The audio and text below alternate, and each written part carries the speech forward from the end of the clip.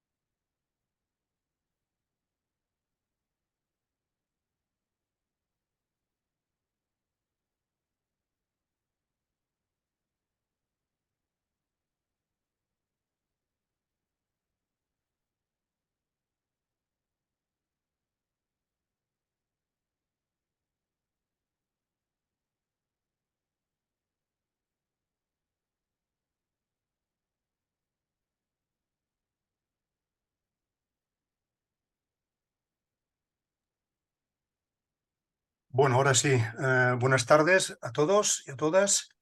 Os damos la bienvenida. Es la séptima sesión del tercer ciclo de webinars. El título de hoy es la utilización de incidentes críticos como dispositivo metodológico, formativo e investigador en la universidad. El autor de la ponencia, de la charla, de la conferencia es Carles Monereo, y la presentación va a ser muy fácil porque hemos pactado de que no iba a presentarle, porque lo hará él mismo, solo decir que él es catedrático de Psicología de la Educación en la Universidad Autónoma de Barcelona. Pues nada, Carles, como hemos quedado, aquí me quedo y adelante. Muy bien, pues muchas gracias, Max. Gracias a ti y gracias también a Miguel Zabalza por la amable invitación. Y a todos vosotras, vosotros, colegas, compañeros, pues gracias por acompañarme. Buenos días para algunos, algunas, creo, y buenas tardes para el resto. Y efectivamente este sería un poco el título de mi intervención que durante 45 minutos pienso desarrollar para luego pues, poder charlar con vosotros, vosotras, ¿eh? Básicamente, el menú que había preparado pues tiene estas partes. Por una parte, hablar un poco de qué son esto de los incidentes y sobre todo insistir en la idea de que aquello que nos pasa y que es grave, que es contundente en nuestras vidas profesionales, personales, nos van construyendo, ¿no? Van construyendo nuestra identidad. Y por qué esos mecanismos y esas modalidades digamos, de impacto, pues son importantes tanto en la formación como en la investigación, etcétera, ¿no? Después hablamos un poco de algunas estrategias para afrontar estos incidentes. Yo voy a hablar de incidentes desde dos perspectivas, ¿no? Cosas que nos pueden pasar como profesoras, profesores universitarios, en las aulas o fuera de las aulas, pero en todo caso relacionados con nuestra profesión, y cómo hacerles frente. Pero también luego hablaré de los incidentes como didáctica, como una forma de trabajar con los alumnos y de hacer que los alumnos aprendan competencias tanto académicas como profesionales. Un poco esa sería la idea. El tercer apartado tiene que ver con una pauta que nosotros utilizamos para analizar esos incidentes. Yo creo que de una manera bastante ilustrativa se denomina PANIC, pauta de análisis de los incidentes críticos, y un poco cómo la manejamos y que probablemente pues eso es el instrumento fundamental que empleamos en el análisis y en la formación de este tipo de situaciones. Luego, como te decía, hablaré un poco de cómo esos incidentes pueden ser interesantes para la formación, para la enseñanza del aprendizaje, tanto de los profesores universitarios como de otros profesionales de otros ámbitos. De hecho, el tema de los incidentes nace inicialmente, históricamente, con incidentes aéreos. Luego tiene mucha repercusión en los incidentes en el ámbito de la sanidad. Y últimamente, pues la verdad es que se está extendiendo a casi todos los ámbitos de práctica humana, digamos. También, si me da tiempo, hablaría un poquito también de lo que estamos haciendo en investigación en base a esos incidentes para finalmente hablar de algunos recursos, referencias e invitaros al debate y a la participación que espero sea lo más interesante. Bueno, me gusta esta diapositiva de Peter Drucker, que es un filósofo y abogado, y que dice eso, ¿no? Dice algo contundente. Los incidentes que afrontamos nos construyen, ¿no? Somos los incidentes que afrontamos. Durante nuestra vida, ya os decía antes, profesional, personal, vivimos determinadas situaciones que nos desequilibran de forma especialmente contundente, radical, y que nos hacen repensar un poco, pues eso, nuestras vidas, pero también nuestra profesión, pero también nuestras formas de actuar. Digamos que nos hacen replantear y nos construyen las identidades que tenemos, ¿no? Identidades, pues eso, como padres, madres, hermanos, pero también como profesionales, químicos, físicos, pero también como profesores universitarios. Vamos a abordar primero de todo el tema, por lo tanto, de los incidentes en el aula y en nuestra profesión como profesores, como docentes universitarios, para luego pasar a esa idea que os decía de los incidentes como metodología de enseñanza y aprendizaje. A mí me gusta mucho utilizar este esquema, que es muy sencillito, al que le llamamos mapping o mapeo, y que consiste básicamente en pedirle a las personas pues, que digan, bueno, desde un determinado momento hasta la actualidad, qué cosas les han pasado en la vida, positivas y negativas, y que explican un poco el hecho de que estén ahí en ese momento, ¿no? En nuestro caso, por ejemplo, os podría preguntar, bueno, desde que entrasteis, desde que hicisteis la licenciatura, vuestra licenciatura, vuestro grado, en la especialidad que fuere, hasta que habéis llegado a ser profesores universitarios, ¿qué cosas os han ocurrido y que explican el que ahora seáis esos profesores? ¿Qué cosas os han ido ocurriendo, positivas o negativas, y que os han construido como profesores, profesoras, ¿no? Es una especie de, por lo tanto, de río de la vida, como veis, donde cada curva es algo que nos ha pasado, un incidente, ya os digo, positivo o negativo, que explicaría nuestra situación actual, ¿no? La identidad que hemos conformado, que hemos construido. Y yo me atrevo, y os pido disculpas si es un ejercicio un poco narcisista, pero os voy a explicar un poco la mía, mis incidentes, ¿no? Os invito además a que cuando acabe esta charla, pues es un ejercicio interesante hacer uno mismo esas curvas y poner sus incidentes y recordar qué cosas realmente te han marcado, ¿no? Y te han hecho cambiar tu punto de vista. Muy rápidamente, yo durante toda la adolescencia quería hacer química, quería ser químico, pero pasó que la persona que nos llevaba de excursión, nuestro monitor, me dio un libro de un autor, un psicólogo muy importante y que a muchos os sonará que es Skinner, que era un psicólogo conductista, y me dio un libro que se llama Walden 2, una novela, y eso me hizo cambiar mi punto de vista. Me removió de tal manera que decidí hacer psicología. Empiezo psicología, pero resulta que hago milicias universitarias, etcétera. En ese momento existía el servicio militar y tengo que ir durante los veranos a hacer el servicio militar. Esto es muy negativo para mí. Tanto es así que además en ese momento se produce el golpe de Estado en España, el 23 de febrero, y yo estoy en el ejército. De todas maneras, eso es un poco, me hace repensar en cómo la psicología puede ayudar a soportar y ayudar a las personas, ¿no? A salir de determinadas crisis. En el 82 vuelvo del ejército, no tengo trabajo, etcétera, y por casualidad me encuentro con una persona que había estudiado conmigo y que me ofrece un puesto en una escuela de educación especial. Nunca pensé que yo trabajaría en eso, pero se produce eso de forma inesperada y empiezo a trabajar en educación especial. Tanto era así que decido hacer la tesis doctoral sobre ese tema. Y obtengo una beca, etcétera, etcétera, empiezo a trabajar en eso, pero ¿qué ocurre? Que mi director de tesis en ese momento, la verdad es que no cree mucho en eso de que las personas con hándicap, las personas diversas, las personas con necesidades educativas especiales pueden estar en las escuelas ordinarias. Y mi tesis trata de ese tema. Entonces él es muy escéptico respecto a eso. Entonces, bueno, es una lucha, ¿no? Porque yo hago mi tesis sobre ese tema, sin embargo, mi director de tesis no está, bueno, le parece que eso no saldrá adelante, que nunca se producirá eso de que personas con síndrome de Down o ciegas o sordas puedan ir a la escuela ordinaria. Se equivocó y eso ocurrió, ¿verdad? Pero bueno, para mí eso fue un incidente bastante importante. En el 88 se produce el incidente crítico más importante de mi vida profesional. Os lo explico rápidamente. Yo empiezo a asistir a unas clases de inglés. Mi inglés en ese momento es prácticamente nulo. Llego a esa clase de inglés en el Instituto Americano, aquí en Barcelona. Eh, es el primer día de clase, se presenta nuestro profesor de inglés, somos 7 u 8 alumnos solo, y viene con otra persona el primer día y nos dice, bueno, ya sé que es extraño, pero me ha ocurrido una cosa, ¿no? Y es que hoy no puedo estar en la clase, tengo un problema familiar importante, y os voy a dejar con este amigo mío es irlandés, acaba de aterrizar en Barcelona, Claro, no habla ni castellano, ni catalán, ni nada, pero está muy interesado en conocer Barcelona, y especialmente la Sagrada Familia, la obra de Gaudí. Si fuerais tan amables de acompañarle y explicarle un poco, pues eso, la obra de Gaudí. Y ya nos veis a los 7 yendo a la Sagrada Familia, explicándole al señor irlandés con nuestro increíblemente escaso inglés sobre Gaudí y su obra. Recuerdo que nos dábamos codazos, ¿no? Y nos decían, dilo tuyo, qué sé, no sé. Y decíamos cosas. The Crash Stones, no sé qué decíamos. Bueno, el irlandés, que era muy simpático, se reía mucho, pero yo creo que no entendió nada. Y volvimos al día siguiente a nuestra clase de inglés, volvió nuestro profesor titular, volvió su amigo irlandés con él, con el profesor, y nos dice, bueno, tengo que contaros la verdad. En realidad este amigo mío sí que es irlandés. Lo que ocurre es que lleva muchos años viviendo aquí en España, en Barcelona, entiende perfectamente el español y el catalán, y además es guía turístico. Y os va a decir cómo es vuestro nivel de inglés. Entonces, efectivamente, el irlandés nos hizo una evaluación a cada uno muy dura sobre nuestra sintaxis, nuestra pronunciación, nuestra gramática. Incluso nos dijo, parece mentira que siendo ustedes todos catalanes, pues no tengan ni idea de la obra de Gaudí ni de la Sagrada Familia. O sea que también nos habló del contenido. Y nuestro profesor titular nos dijo, no se preocupen porque cuando acaben esta asignatura conmigo, este curso, van a saber hacer perfectamente esto. Cuando les venga una persona extranjera a Barcelona, les sabrán contar cómo es su ciudad y especialmente la obra de Gaudí. Y cumplió, mi profesor cumplió. Y siempre pensé que eso era una buena clase.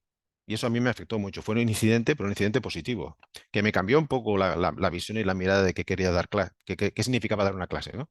Yo siempre empiezo mis clases con algún incidente, con alguna situación inesperada, sorpresiva, un poco como estoy haciendo ahora, ¿no? Con un caso concreto, y a partir de ese caso, de forma inductiva, voy como articulando mi enseñanza, ¿no? Pero a mí me cambió la perspectiva claramente, ¿eh? Bueno, eso me hizo cambiar como ver mi paradigma de visión, etcétera, etcétera. Más adelante empecé a interesarme por una teoría y conocí a este autor, Hubert Hermans, que es un hombre que habla de la importancia de lo dialógico en las personas y que pensar es dialogar con uno mismo y bueno, y otras cosas que no están ahora en el tema. Y luego pues llegué a ser presidente de un congreso sobre ese tema y en estos momentos pues yo diría que estoy muy, muy en esa línea, ¿no? Esa sería un poco. Pero bueno, básicamente quería que vieran un poco esa trayectoria y cómo está llena de situaciones, incidentes que cambiaron mi ruta, de lo que en principio quería ser químico hasta lo que más o menos he llegado a ser, ¿no? Seguro que a ustedes les han pasado cosas parecidas, a vosotros, vosotras, y bueno, yo os digo, es un ejercicio interesante, hacer eso. ¿Qué es un incidente crítico? En las aulas, en general, nos pasan cuatro tipos de cosas, ¿no? Y esas cuatro tipos de cosas que nos pasan tienen que ver con dos variables. Una es situaciones o conductas de los alumnos que nos desequilibran o no nos desequilibran y que esperamos o que no esperamos. En general, los profesores, profesoras, cuando llevamos muchos años enseñando, utilizamos rutinas, ¿no? Llegamos a clase y tenemos una rutina, ponemos el PowerPoint, los alumnos se sientan en un lugar, empezamos de una determinada manera, bueno, y por lo tanto son situaciones que ni nos desequilibran y además esperamos. Eso serían como las rutinas pedagógicas que, como digo, se incrementan con el paso de los años, ¿no? Para bien o para mal, porque a veces la rutina puede ser eso, rutinaria, pero se producen. Otras situaciones que se producen, sin embargo, son los conflictos. Un conflicto sería una situación que es esperada porque se repite, pero que no nos gusta y que nos desequilibra emocionalmente. Imaginen, por ejemplo, que ustedes piden de vez en cuando a sus estudiantes que lean algo y que traigan alguna lectura hecha a clase, como una flyback class, ¿no? Algo parecido, ¿no? Y resulta que no lo hace nadie o casi nadie. Claro, eso crea un conflicto. Ustedes acostumbran a pedir eso, pero saben ya de antemano, anticipadamente, que no van a hacerlo. O, por ejemplo, pues en las clases siempre hay alguien que está con el móvil y saben que eso va a ocurrir, esto los crea conflicto, pero les molesta, pero de alguna manera ya lo esperan y eso es verdad que va creando una cierta desasosiego, ¿no? Un cierto desagrado, pero que de alguna manera muchas veces pues no pasa de ahí, ¿eh? Podríamos hablar de muchas cosas, ¿no? Los alumnos nos piden, bueno, les damos una fecha para que entreguen los trabajos y sabemos que nos van a pedir que retrasemos la fecha de entrega, como siempre ocurre, serían conflictos. Hay otras situaciones que, aunque sean sorprendentes o inesperadas, no nos desequilibran. Son como anécdotas, ¿no? O las consideramos anécdotas. Nos llamamos generalmente eventos positivos o negativos, ¿no? Un evento, por ejemplo, positivo es ese alumno que está detrás de la clase que parece que no va con él lo que estamos explicando, que está todo el rato con el celular, con el móvil. Y un día descubrimos que no, que en realidad sí que está pendiente y nos hace una pregunta realmente interesante y de calado. Y descubrimos que efectivamente ese alumno sí que estaba conectado. Por ejemplo, esto sería un evento positivo. El negativo podría ser lo contrario, ¿no? Esos estudiantes que están en la primera fila, que son nuestros fans, que mueven la cabeza afirmativamente y nos sonríen, pero que en algún momento nos hacen alguna pregunta que nos dan a entender, nos demuestran que no han entendido nada de lo que hemos explicado. Sería un evento negativo, pero eso en principio no nos tiene por qué desestabilizar, ¿no? Aunque sea sorprendente. Lo que sí que nos desestabiliza y es sorprendente son los incidentes y especialmente cuando son críticos. ¿M? Entonces, un incidente crítico, ¿qué sería? Sería un suceso destacado que aparece de forma sorpresiva, sin esperarlo, corto, pero que es crítico porque nos pone en crisis. Es decir, porque nos desestabiliza de tal manera, nos mueve el piso de tal manera que nos tenemos que replantear lo que estamos haciendo. ¿M? Eso, lógicamente, los incidentes son muy subjetivos. Hay personas, para una persona una cosa puede ser un incidente y para otra no. Pero en términos generales, por ejemplo, el que, no sé, el que la delegada de clase pues, nos diga que la mayoría de alumnos considera que no entiende nada de lo que estamos explicando, o que un alumno nos insulte, o que un alumno pues llegue borracho a clase, o que, no sé, o que un alumno nos diga que lo que estamos diciendo es absolutamente contrario a lo que dice otro profesor, etcétera, etcétera, ¿no? O que un alumno irrumpa en nuestro despacho como un energúmeno enfadadísimo por la nota que le hemos puesto. Todo eso pueden ser situaciones incidentales, de incidentes que nos pongan en crisis, ¿no? Y esa crisis conduce a cambios. Tanto el incidente, lo interesante del incidente, que como hemos visto puede ser positivo o negativo, es que nos lleva a replantearnos un poco lo que estamos haciendo y a menudo nuestra profesión, ¿no? Nuestra manera de hacer o de actuar. En este sentido, es una oportunidad de eso, de cambiar, de repensar.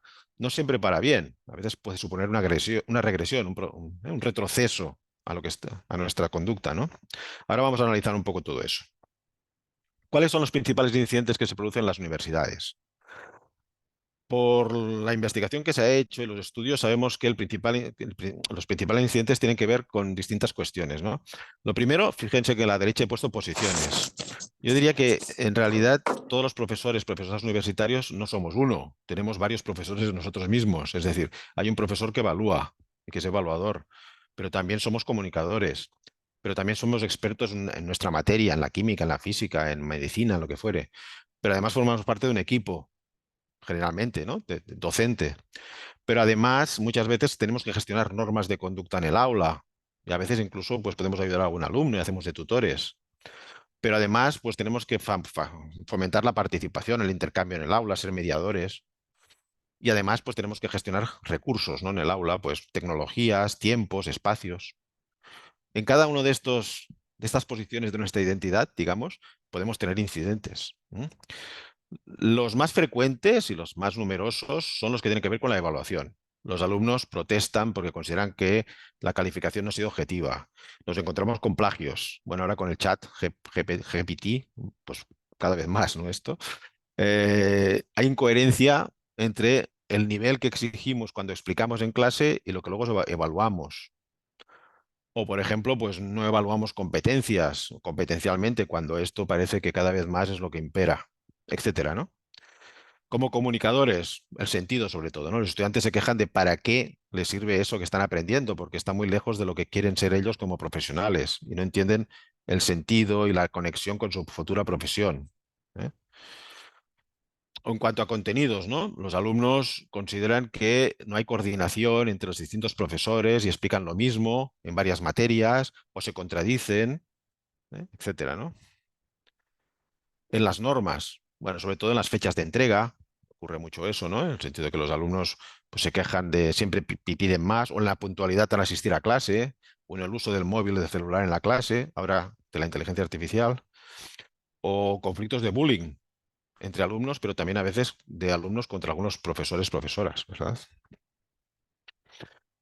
Los que ya son menos frecuentes pues son estos, lo que tienen que ver con la participación de los alumnos, ¿no? Que los alumnos tomen más responsabilidad, sean más protagonistas, tengan iniciativas en clase.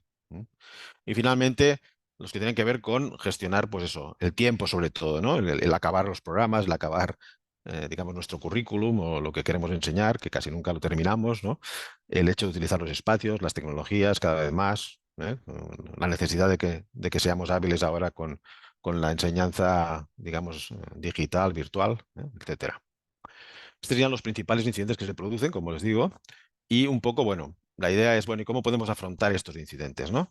Sí que existe investigación respecto a qué estrategias de afrontamiento funcionan más ante estas situaciones, ¿verdad? Al final les daré una web, una página web donde ustedes pueden encontrar situaciones muy frecuentes o prototípicas de incidentes en las aulas universitarias, ¿eh?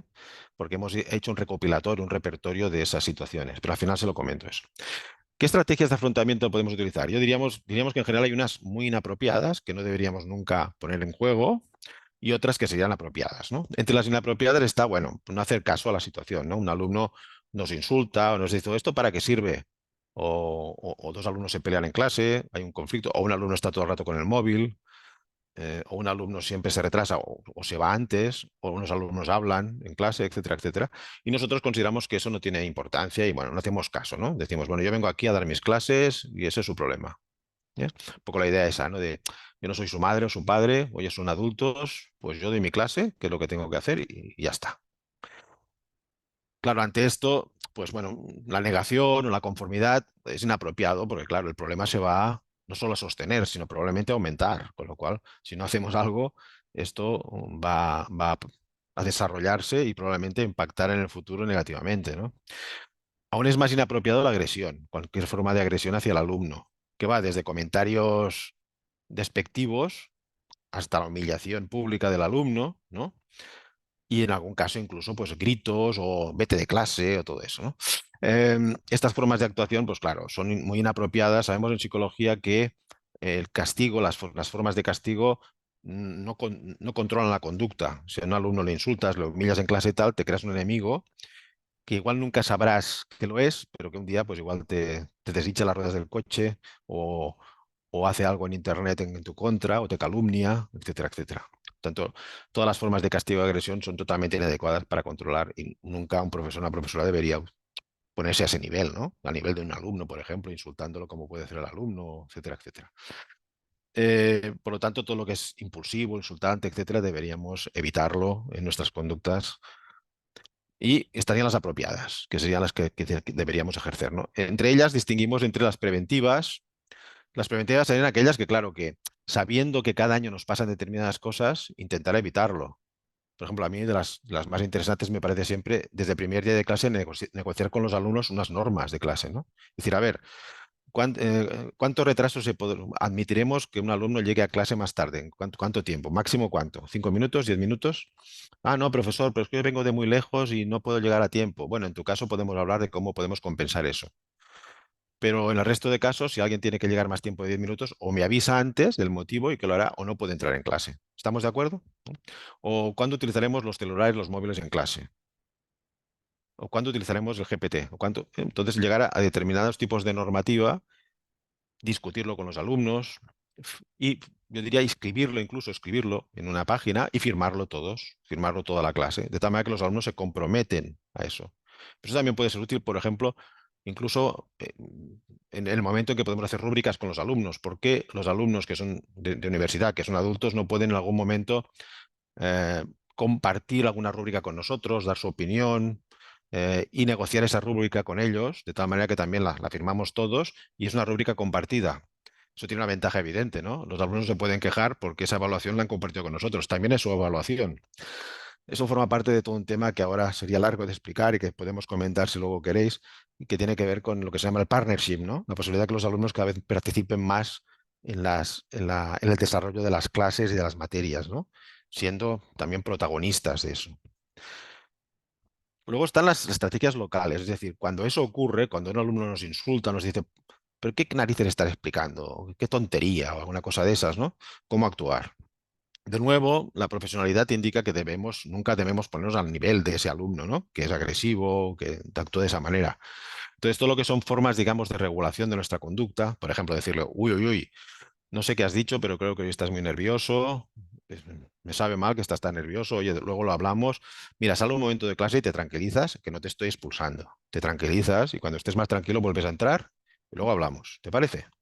Por lo tanto, formas de control y de regulación. Nosotros somos profesionales, nosotros no nos un alumno no nos va a sacar de quicio, digamos, y vamos a controlar la situación y vamos a intentar, digamos, gestionar lo que podamos, ¿no? O, por ejemplo, pues vemos que un alumno está hablando todo el rato o que está pasando de todo, está con el celular, pues en un momento dado podemos decir, a ver, una pregunta y me contestáis por parejas. Hacéis la pregunta y luego os acercáis a ese alumno y le comentáis, ¿no? ¿Qué tal? ¿Estás bien? ¿Te pasa algo? ¿Te puedo ayudar? Veo que estás un poco ausente. ¿Hay algún problema? Siempre además darle la mejor versión al alumno, ¿no? Entonces, que el alumno pasa o no tiene interés, sin embargo, tu versión es, te puedo ayudar, te está pasando algo, quizás no soy suficientemente claro explicando, ¿qué te iría mejor para entender lo que estoy explicando? ¿Cómo podría ayudarte? Esa es siempre esa opción, digamos, de acercamiento y de la mejor versión posible hacia el alumno, ¿no?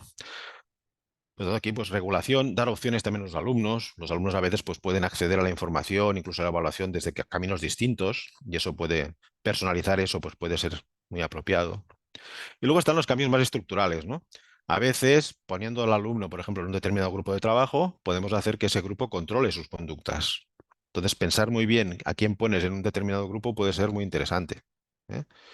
A veces, cambiar la dinámica de las clases, intentar, por ejemplo, que las clases empiecen con alguna cosa práctica, invitar a los alumnos a que presenten algún problema o ellos, o alguna cuestión a debatir, darles más protagonismo, etcétera, etcétera. Esos cambios más de las dinámicas de clase, de la forma de dar las clases, etcétera, pueden ser interesantes porque son ya cambios más estructurales de cómo hacemos nuestra docencia, pero que pueden ser útiles, ¿no? Por supuesto, los incidentes críticos son el principal mecanismo por el cual muchos profesores y profesoras abandonan la profesión, abandonan la docencia. Por tanto, como decíamos, esas situaciones de crisis pueden ser utilizadas para mejorar lo que hacemos, para cambiar nuestra manera de entender y de hacer las clases, ¿no? Aquí sería eso, ¿no? Pues desde cambiar la dinámica de clase, la metodología que utilizamos, las formas de evaluación, hasta pues cambiar un poco planes de estudio, las formas de organizar los estudios, las formas de las prácticas, tratando de ajustarnos. Para nosotros, los profesores que han estado en crisis, que han tenido incidentes, son personas que están deseosas de cambiar y de recibir ayuda. Cuando hacemos formaciones, el utilizar esos incidentes como una manera de formación, hablando de lo que les pasó, hablando de qué podrían hacer, cómo podrían cambiar, realmente son muy eficaces, claro, porque como os decía, están faltos de eso, ¿no? Y tienen necesidades de esos consejos. Pongo un ejemplo de un profesor, ¿no? Un mapping de Sergio, que es un profesor novato. Sergio, arriba, como os decía, incidentes que le han pasado positivos, abajo negativos. Sergio siempre fue muy estudioso y aplicado. En secundaria, cuando él estudiaba como estudiante en un instituto de secundaria, sufría bullying, era muy, muy tímido, etcétera, y bueno, sufrió bullying. Entonces decidió que él sería profesor y que sería profesor universitario para ayudar a alumnos como él para que no tuvieran ese bullying, ¿no? Para que no fueran acosados. Se traslada a la capital, porque él vive en un pueblo, se traslada a la capital para estudiar y para estudiar un grado para luego ser profesor, pero le cuesta mucho adaptarse, sigue siendo una persona introvertida, bastante solitaria, bastante aislada. En todo caso, es un buen estudiante y saca muy buenas notas en el máster que realiza y finalmente, pues ya su primer día de clase en la universidad. Entonces vamos un poco a ver qué pasa, ¿no? Él se ha formado como en docencia universitaria, etcétera, y empieza su primer día de clase pensando que va a trabajar con grupos cooperativos. Y ahora vamos a ver un poco lo que le va pasando y qué piensa, ¿no? Piensa, buf, mi primer día de clase solo ante el peligro. Voy a probar lo que aprendí en la Facultad de Ciencias de la Educación, por ejemplo, ¿no? Aprendizaje cooperativo. Seguro que les gustará trabajar en equipo y empatizarán con los más débiles. Como ven, es un poco ingenuo, ¿eh? Pensando que eso será así. Empieza a trabajar con grupos cooperativos y tiene problemas. Estas primeras semanas han sido frustrantes. No saben trabajar en grupos, van lentos y no parecen estar muy motivados. Tanto es así que al final los alumnos se quejan y la delegada del grupo se queja y les dice, profesor, de este modo avanzamos muy poco en la materia. Encima solo trabajan algunos pocos y el resto no hace nada o no quiere hacer nada. Ante esta situación, ante ese incidente, Sergio decide plegar velas y volver a lo tradicional. Dice, bueno, como parece que prefieren el trabajo tradicional y que cada uno trabaje por su cuenta, pues a partir de ahora habrá un examen que se basará en los apuntes que dará en clase. O sea, vamos a lo tradicional, clase magistral, libro de texto, apuntes y examen, pues probablemente por la elección múltiple, ¿no? Bueno, ese sería un proceso, ¿no? El que hay un incidente y ese profesor lo que hace es una regresión, ¿no? Vuelve a formas de trabajo que controla más, que le dan más seguridad pero que podríamos decir que son menos avanzadas o que no estarían en línea con la idea de enseñanza y evaluación por competencias, ¿no? Vamos a analizar un poco a Sergio a partir de la pauta que utilizamos nosotros, que os decía al principio, que es la pauta PANIC, ¿eh? Una pauta para analizar incidentes críticos. Esta pauta tiene dos partes, una parte descriptiva de qué ha pasado y quiénes han sido los actores o los agentes de la situación, y una parte de intervención, qué podemos hacer frente a eso. Bueno, los antecedentes, ¿no? Sergio es la primera vez que hace grupos cooperativos y no ha tenido en cuenta muchas cosas. Si conocían el método, los alumnos o no, a quién ponía con quién, si distribuía roles dentro del equipo, si tenían que hacer un contrato en el equipo o no, ¿eh? Cómo serían las entregas, cómo se evaluaría, si los alumnos tenían habilidades ya o no. Tanto lo ha hecho un poco sin pensar en todo eso, ¿no? Del día a la noche. El incidente lo sabemos, lo que ha pasado es eso, los alumnos se quejan, de que hay lentitud en las tareas y que además muchos no cooperan realmente. Y entonces, aquí lo que hacemos en esta pauta es analizar cada uno de los agentes o actores, ¿no? Y analizamos cómo interpretan el incidente, qué han hecho frente al incidente y cómo se sienten delante del incidente. Voy un poco deprisa, pero como tendréis a vuestra disposición este PowerPoint, pues lo podréis revisar tranquilamente si os interesa y por supuesto escribirme si queréis cualquier cosa. Lo que miramos de cada actor es esto, ¿no? Por lo tanto, primero, ¿cómo interpreta Sergio lo que ha pasado? Dice, pasa de unas expectativas muy altas a otras muy bajas, ¿no? Piensa que irá muy bien esto de la cooperación y luego es un fracaso. Culpa a los alumnos. Los alumnos no quieren de innovación, ¿eh? Y por lo tanto hace un aprendizaje negativo, ¿no? Incluso puede llegar a decir, esto de la cooperación lo he probado y no funciona. Y lo ha probado mal. Tiene sentimientos de frustración, de inseguridad. ¿Y qué es lo que ha hecho? Pues abdicar un poco, ¿no? Abdicar del tema e ir a métodos más tradicionales. Si pasamos al otro grupo, al grupo de alumnos, ¿cuáles son sus concepciones? El profesor les obliga a realizar una nueva dinámica que no conocen y que creen que les perjudica. Se sienten injustamente tratados, que son ineficaces, que no saben qué hacer y sobre todo además que igual las calificaciones bajan al trabajar así en equipo, ¿no? Especialmente se quejan los alumnos que sacan mejores notas porque dicen que esto les perjudica. ¿Qué estrategia utilizan? Pues se quejan oficialmente a través de la delegada. ¿Cómo intervenir en cada caso? La guía un poco nos permite esa reflexión y pensar, bueno, entonces en este caso, ¿cómo podríamos intervenir? Sobre Sergio, ¿no? ¿En qué deberíamos intervenir sobre el profesor? Primero, respecto a su inseguridad. No puede ser que pensar que va a introducir una innovación en su aula y que eso va a funcionar en 2 semanas. ¿Mm? Cualquier innovación, lo primero que pasa siempre es que no te sale bien y que tienes que poner de tu parte y ir regulando y ajustando para que, por tanto, tienes que darte un tiempo, al menos un curso, ¿no? Para que eso vaya funcionando.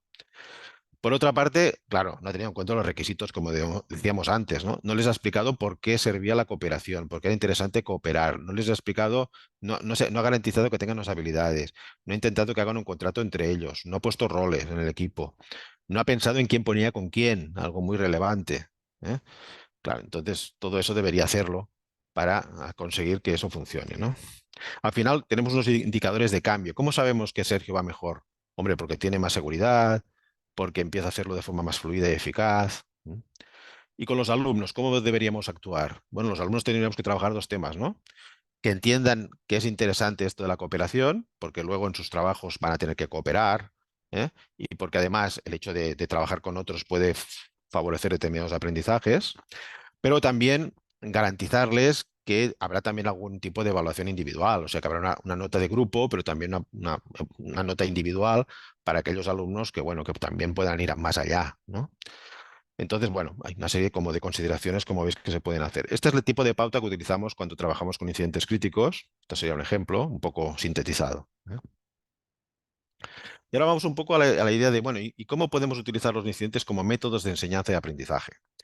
Al margen de los incidentes que podemos tener en clase, los incidentes son muy útiles si los queremos utilizar para que los alumnos aprendan. En general, podríamos ordenar estos incidentes de aquellos que tienen más impacto emocional y menos impacto emocional. Cuando hablamos de utilizar los incidentes, ¿qué queremos decir? Que los alumnos, por ejemplo, pueden dramatizar, pueden teatralizar situaciones de sus prácticas o de su vida profesional en clase. Yo utilizo mucho este método porque pienso que el hecho de que el alumno haga de actor, de actriz y se ponga en la piel de un cliente, de un médico, de la enfermera de una paciente y actúe como puede haber ocurrido en la realidad, es muy interesante, ¿eh? Porque entonces intenta experimentar esos sentimientos, esas emociones, vemos cómo puede interpretar la situación y qué haríamos en estas circunstancias. Hay, sin embargo, como os decía, un continuo de posibilidades, ¿no? Lo primero serían incidentes ajenos, es decir, vídeos de incidentes que han ocurrido a otras personas y en las que hay unos actores que hacen ese incidente y analizarlo en clase. Yo utilizo mucho ese sistema en el sentido de que muchos de los trabajos que pido a los alumnos son eso, ¿no? Son que identifiquen un incidente importante en su futura profesión, por ejemplo, o en sus prácticas, y que lo graben como actores, lo representen de una forma muy fidedigna y que lo graben en un vídeo. Y ese vídeo, aparte de corregirlo, de poner nota, lo utilizamos para crear un repertorio de vídeos que sean situaciones típicas, prototípicas que se producen en una profesión, ¿no? En mi caso sería la profesión de maestro de profesor. Entonces yo formo maestros, profesores, orientadores educativos y entonces trabajamos con estos temas, ¿no? Pero esto fijaros que no tiene mucho impacto emocional, porque los alumnos lo viven como algo que les ha pasado a otros, como algo que representan, pero que no es del todo real.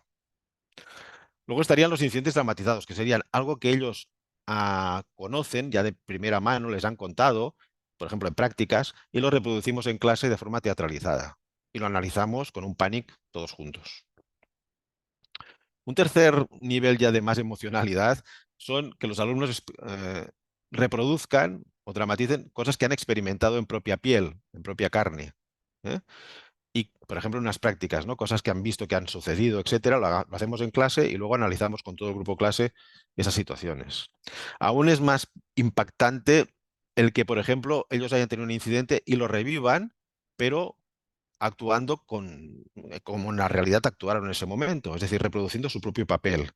Esto, por ejemplo, a veces es muy interesante cuando existe un estudiante que ha sido agresor o agredido por otro y ambos reproducen esa situación, pero esta vez lo hacen siendo actores, ¿eh? Pero puede ser bastante interesante, ¿no? O incluso cambiar los papeles, ¿no? El que era agresor ahora hace de víctima y el que era la víctima ahora es el agresor.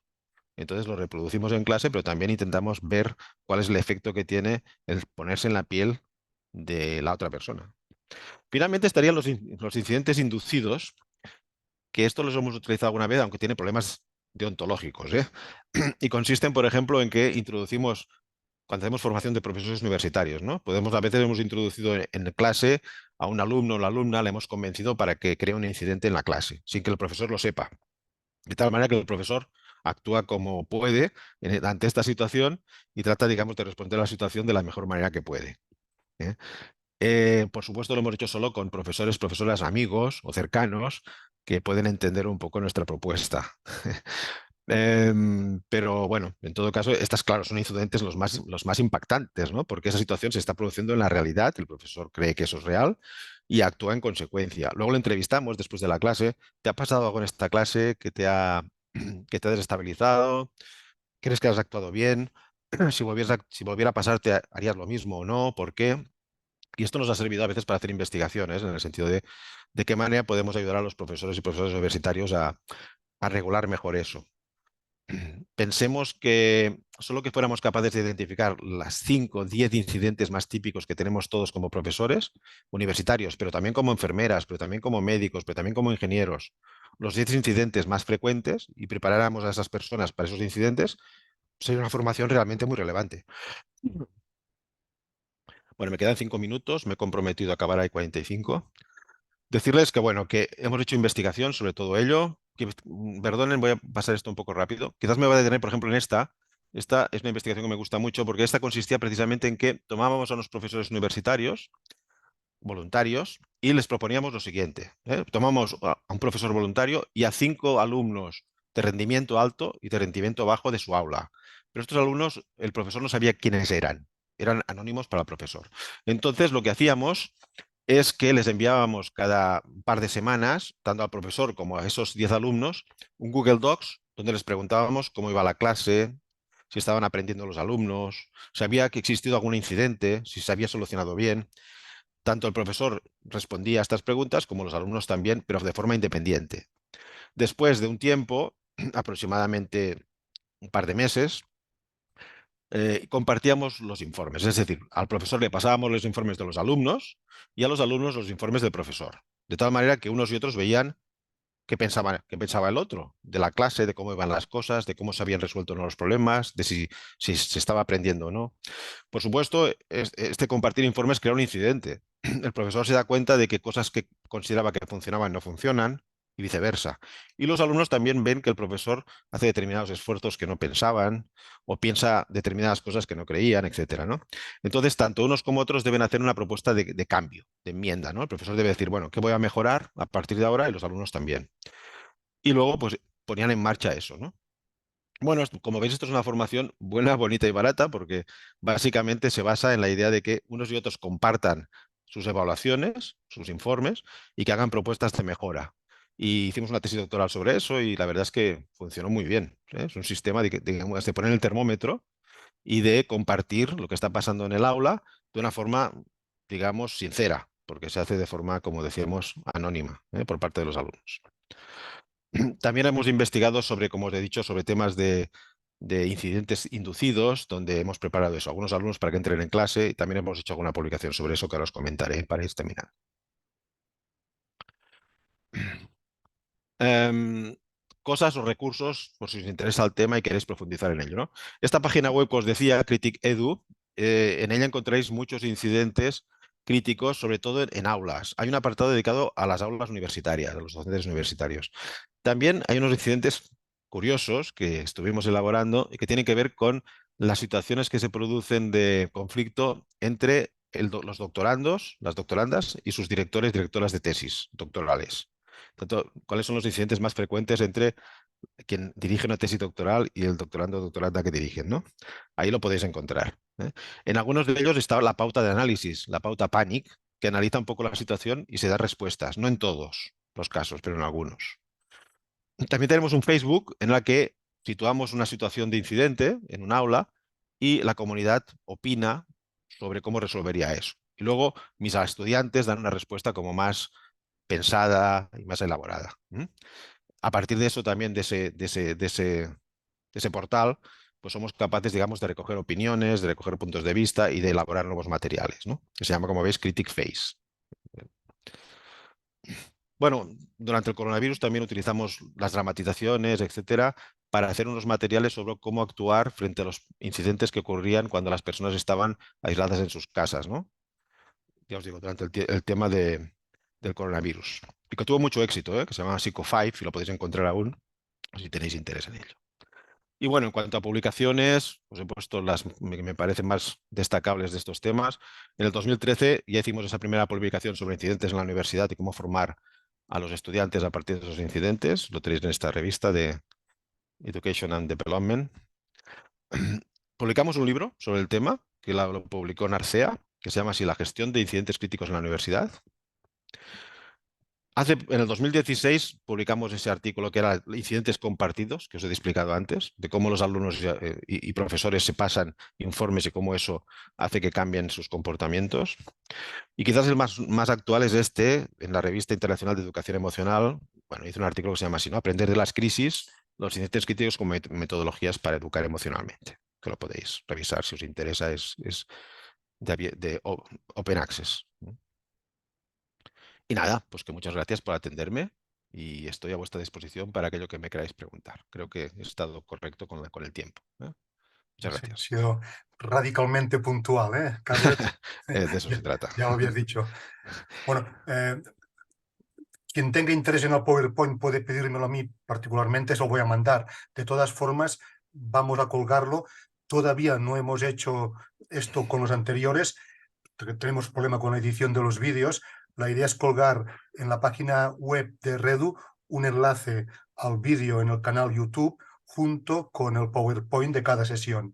Bueno, como hacemos habitualmente, quien quiera intervenir puede levantar la mano si hay alguna pregunta y pueden también plantearlas por escrito, por el chat. Ha sido muy interesante, Carles, porque, bueno, y por lo menos yo y creo que algunos de nosotros teníamos muy poca información, y es un eufemismo, de qué eran incidentes críticos y sobre todo o sea, habíamos sido sujetos activos o pasivos de incidentes, pero no habíamos pensado quizá en cómo sacarle rédito o esta dimensión, ¿no?, de crecimiento vital, personal, bueno, todas las dimensiones que tú has contado. Bueno, adelante si hay alguna pregunta, alguna intervención. Nos dice Sandra si podemos compartir la bibliografía, sí que la compartiremos, el PowerPoint entero. Claro, si quieres comentar también cosas que os han pasado, cosas que, que nos han pasado a todas, a todos, seguro.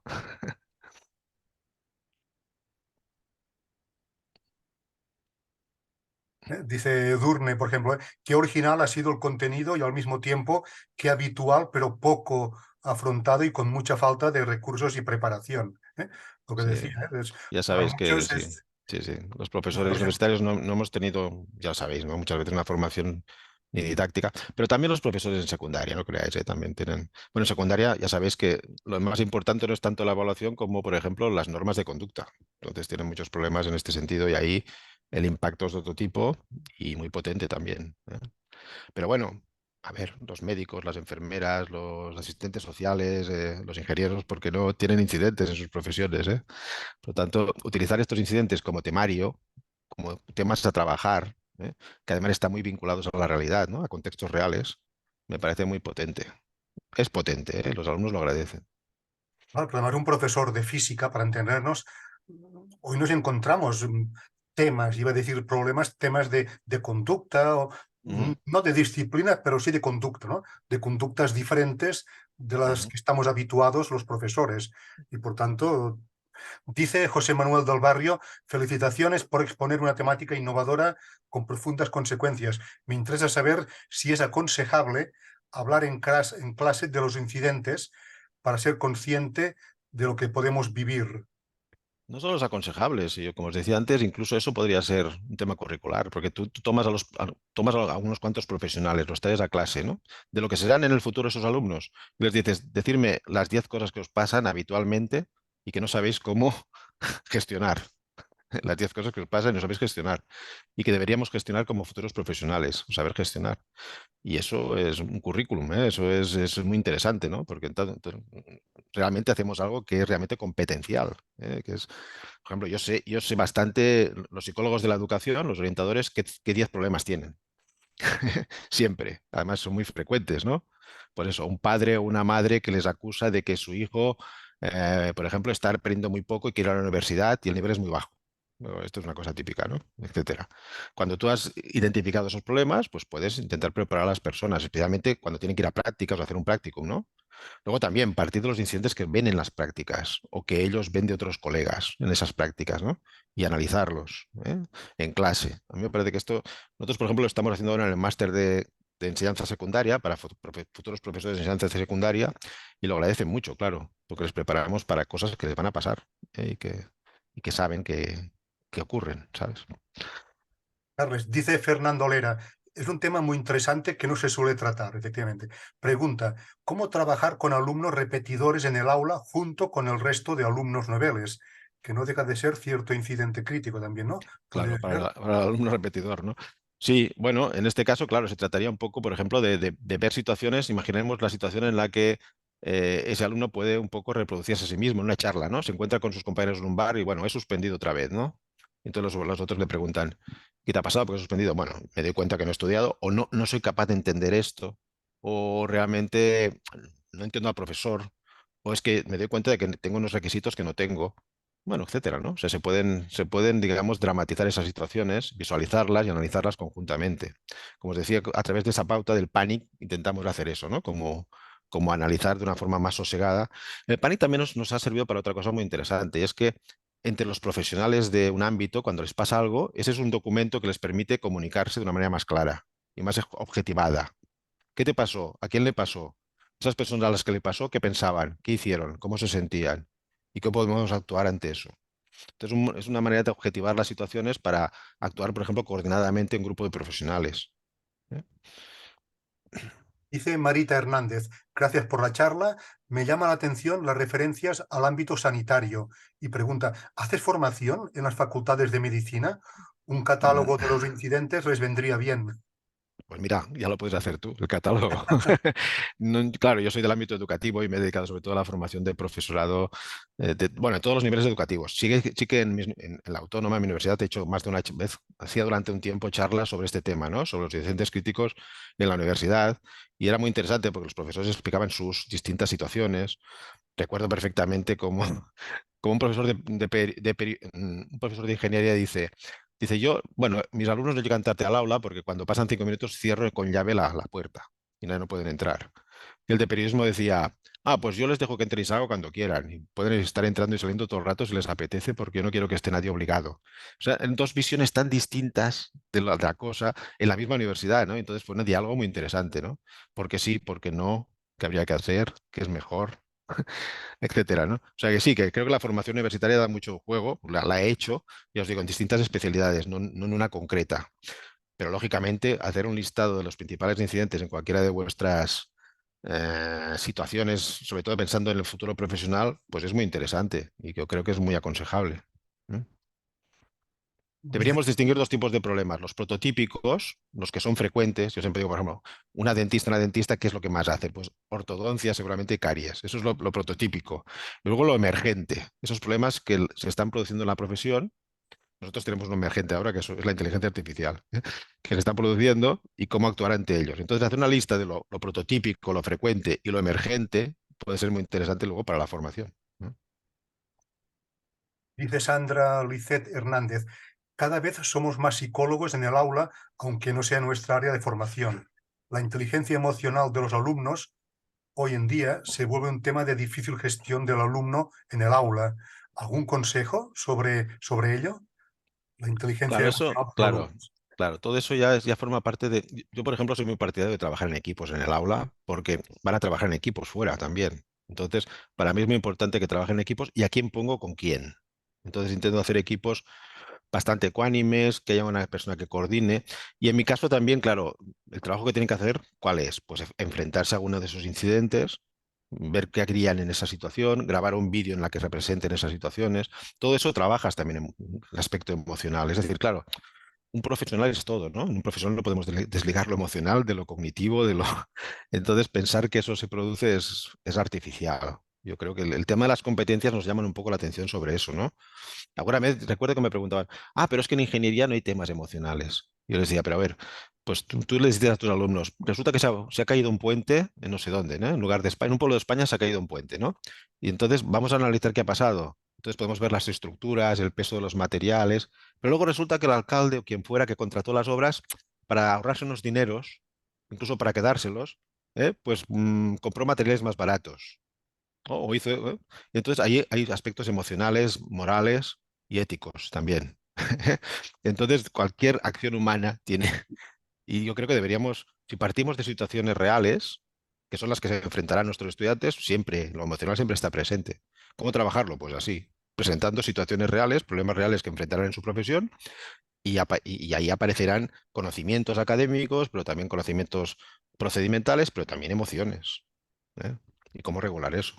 Entonces, reproduciéndolo en clase, pues es una buena manera, a veces con vídeos, lo que os decía, ¿no? Desde las situaciones más distales, que serían, bueno, ver vídeos donde se ve eso, hasta situaciones en las que ellos dramaticen la situación realmente, hasta experiencias que han vivido en el practicum o tal, y que pueden en clase podemos recoger y analizar conjuntamente. Dice Edurne Irisarri, fuera del aula, pero en la universidad, está empezando a ser un verdadero problema de vandalismo, amenazas, etcétera. ¿Hay experiencias sobre cómo afrontar con buenos resultados estos graves incidentes? Esto escapa un poco lo que estábamos hablando ya, porque habla de disciplina, habla de normas de disciplina, de convivencia en la universidad. Hay un tema que he tocado por encima, pero que a mí me parece cada vez más importante, y es que los alumnos, los estudiantes universitarios deberían cada vez más involucrarse en estas cosas, involucrarse. Por lo tanto, que las normativas que hagamos de universidad, que las medidas, pero también incluso que las evaluaciones puedan participar los estudiantes. Son adultos. Puedan participar, incluso puedan decidir a veces, oye, ¿qué método de enseñanza os iría mejor para aprender esto? ¿Qué opináis? O buscarlo, buscar en internet, preguntarle al GPT qué métodos hay. Y entre todos escogemos alguno y vamos a ver, yo no soy especialista en esto, pero voy a intentar prepararme y me ayudáis. Nosotros estamos haciendo una asignatura así en mi universidad, ya hace algunos años, es la que mejor valorada de todas, en la que los estudiantes opinan, por supuesto dentro de la temática, pero pueden elegir algunos temas más que otros, pueden negociar con nosotros la evaluación, pueden decir, por ejemplo, que les evalúen profesional de fuera o hacer autoevaluación, pero hacen autoevaluación, pero hay unas condiciones, ¿eh? Pero el profesor también te tiene que evaluar.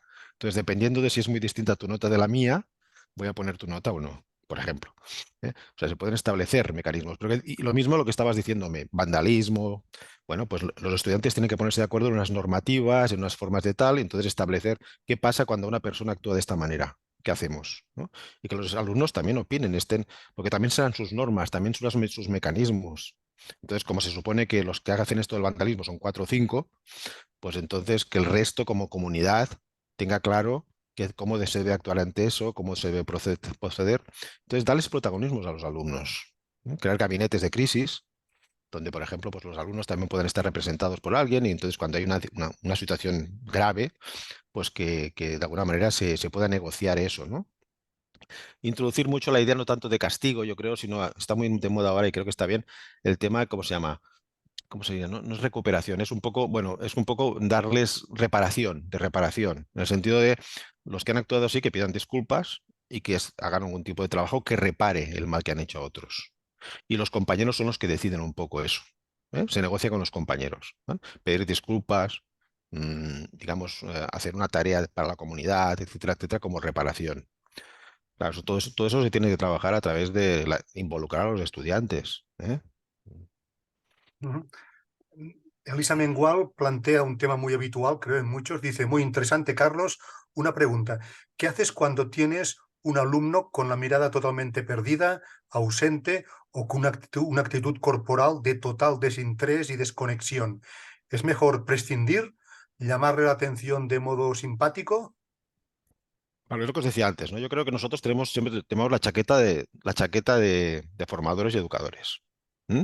Luego, en nuestra vida normal seremos lo que seremos, pero en la aula somos educadores. Y quiere decir que siempre tenemos que pensar primero que nuestros alumnos reales, nuestros clientes son los que no aprenden solos, porque hay alumnos que van solos. Por lo tanto, estos no nos necesitan. Nuestra función tiene que ver con ayudar a que esos alumnos que no aprenden solos o les cuesta más. Yo hago la broma a veces de que hay profesores que te dicen, es que no vienen preparados.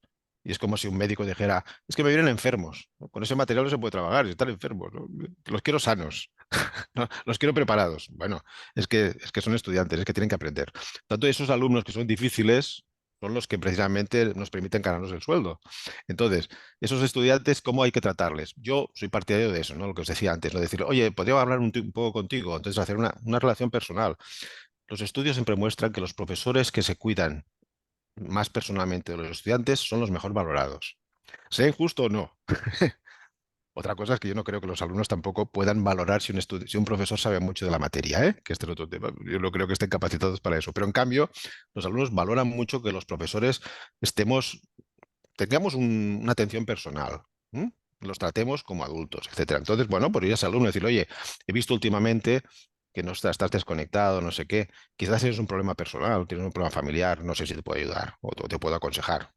No soy médico, no soy psicólogo, etcétera, pero bueno, he pasado también malos momentos, como seguramente tú, y quizás te puedo ayudar o te puedo orientar en qué. Bueno, aunque sea por experiencia, ¿no?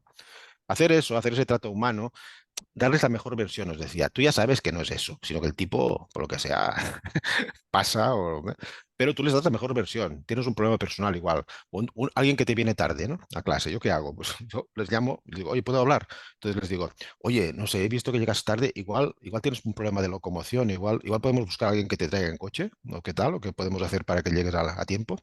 Claro, entonces muchas veces el tipo pues se sincera y dice, no, mira, profesor, es que me duermo, es que no sé qué.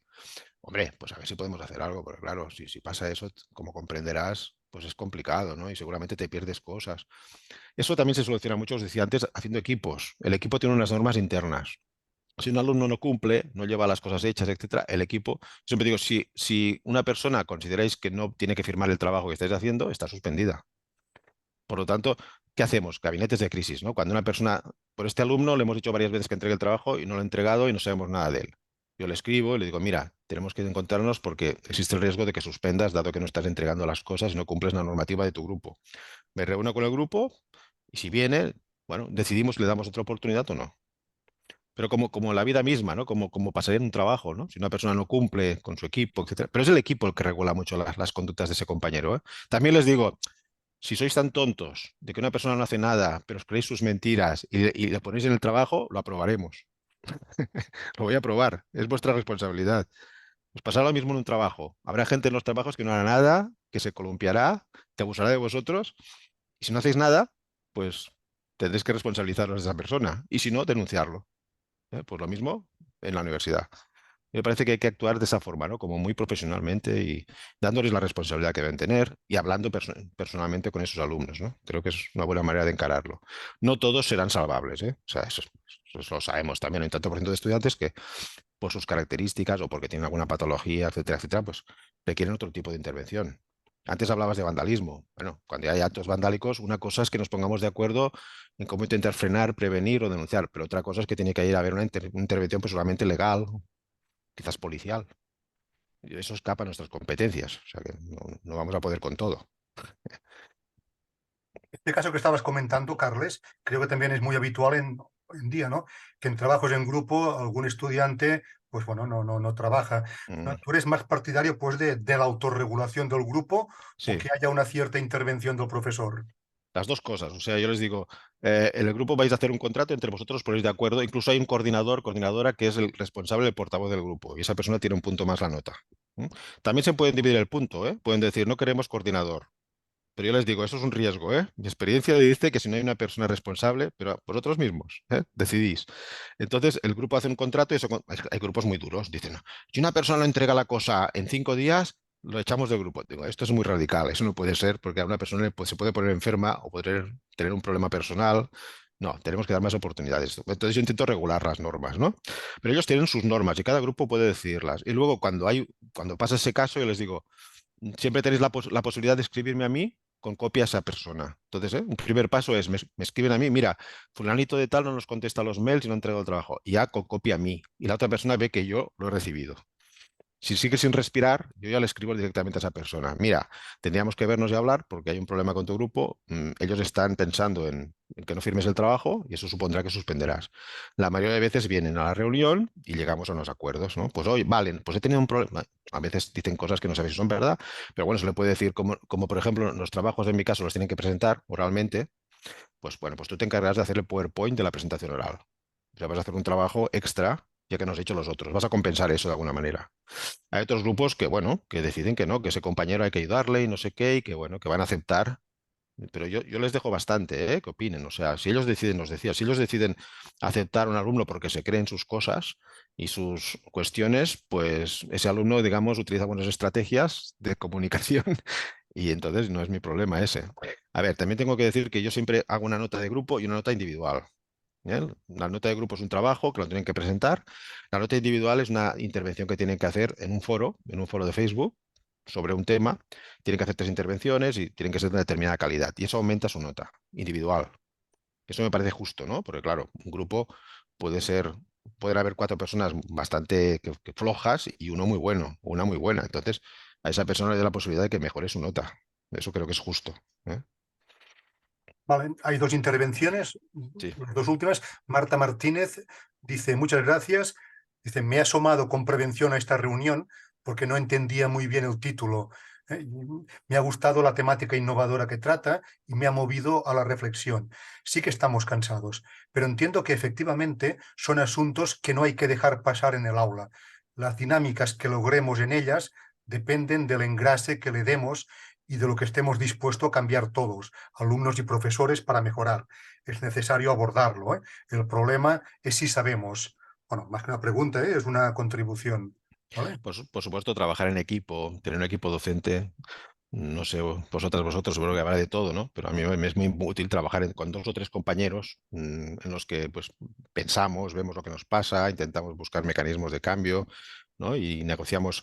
No siempre funcionan las cosas, no funcionan con todo, pero bueno, la idea siempre es intentar mejorar, ¿no? En lo posible. Nuestra profesión puede ser muy, como sabéis, muy potente, muy interesante, motivante y también puede ser horripilante. Entonces es bueno, digamos, intentar eso, mejorar en lo que se pueda cada año y creo que eso, bueno, pues es positivo, sí. Vale, y finalmente, Agustí Ten dice, Entre las estrategias de afrontamiento preventivo, el ponente ha hablado de crear normas consensuadas con el alumnado. Hay algunas universidades que han trabajado eso en términos de Classroom Ground Rules, ¿no? Rules. Ujú. Cornell, Carnegie Mellon. Sí. La pregunta es, ¿sería mejor unas Ground Rules a nivel institucional, por universidad, facultades, o que cada profesor las diseñe e implante en sus grupos lo que considere? En este segundo caso, estarían más adaptadas, customizadas, pero también se podrían crear incoherencias entre asignaturas y grupos que el alumnado Sí. normalmente no percibe positivamente. Es una buena pregunta. Yo creo que hay que pensar en dos tipos de medidas. Unas medidas que serían, como podemos llamar, protocolos a nivel institucional de si pasan cosas gordas. Que todos sacamos lo mismo. Por ejemplo, cosas gordas, que es lo que os decía antes, ¿no? Dos alumnos se pelean en clase violentamente. Un alumno entra en clase como drogado, una situación borracho, una situación, ¿no?, médica, ¿no? O vomita. Un alumno nos agrede, nos intenta agredir a nosotros, ¿eh? Etcétera. Situaciones serían comparables, yo que sé, cuando hay un terremoto o algo así, ¿no? O sea, protocolos que digan, todos los profesores y profesoras, cuando les pase algo esto, tienen que hacer esto. Porque lo grave que ha pasado a veces es que hay profesores que actúan, bueno, con una iniciativa que a veces es peor que el remedio, que la enfermedad, ¿no? Por ejemplo, recuerdo un profesor que dice que porque un alumno en clase no atendía y pasaba el profesor, decidió que todos se iban de la clase y lo dejaban solo. Y se fueron a otra clase. Como casi el alumno ganó, ¿no? Porque fue el que se quedó en clase, ¿no? O sea, hay que pensar muy bien. Entonces, en estas situaciones más extremas sí que deberían existir protocolos que todo el mundo conozca y que todo el mundo cumpla, negociados. Pero luego yo creo que es muy interesante también negociar las normas en tu propia clase, ¿eh? Cada grupo es distinto y puede tener intereses distintos. Ya os digo que en mi caso yo soy partidario de negociarlo casi todo, ¿eh? Casi todo. Hay un temario, vale, pero puedo pensar, bueno, hay algún tema que os interesa más y que tiene que ver con el tema, con lo que estamos haciendo, pero que no está en el temario. Daréis más importancia a unos temas que los otros y les hago que presenten ellos los temas muchas veces, que hagan de profesores. Serán orientadores, en mi caso. Eso también tiene interés, ¿no? Pero también, ya os digo, negociamos las evaluaciones, que es lo que más les preocupa. Pero que negociemos no quiere decir que seamos mucho más, como diríamos, em, generosos, sino que no, nosotros imponemos nuestros criterios, hay unos criterios que tienen que cumplirse, etcétera, pero ellos pueden opinar si entre dos elementos de la rúbrica hay más diferencia y creen que deberíamos matizar determinada cosa, o si añadiríamos otro tipo de competencia que no hemos tenido en cuenta, o negociarlo. Ya os digo, como yo trabajo en equipos, pues en la última vez hubo equipos que me dijeron una cosa interesante. Me dijeron, nos gustaría hacer la presentación, pero que viniera alguien profesional y que pudiera valorarla. Y yo traje a un profesional de la psicología a clase, a un profesor, y le dije que su punto de vista valdría dos puntos la nota. ¿Mm? Por supuesto lo ponía yo, pero ellos querían ser valorados por alguien que tiene que ver con la profesión y esto les motivaba, lo cual es interesante, ¿eh? Es muy interesante. Por lo tanto, yo sí haría también las dos opciones, ¿eh? Planificar protocolos, pero establecer normas consensuadas con cada grupo, de forma más customizada, como decía el compañero. Bueno, Carles, mil gracias por tu sesión. Muy Como bien, decíamos, compartiremos, dentro de unos días, espero, tu presentación con la muy bien, bibliografía, con los enlaces, etcétera. También muy estará bien. el vídeo disponible. Y Estupendo. nada, pues hasta muy pronto. Ya sabéis, mi correo está en internet, o sea, cualquier pregunta, cualquier cuestión que os interese, yo siempre contesto, ¿eh? O sea que, pues nada, ha sido un placer. Venga, adiós, buenas Hasta tardes, pronto, buenos compañeros. Chao, días. chao, chao.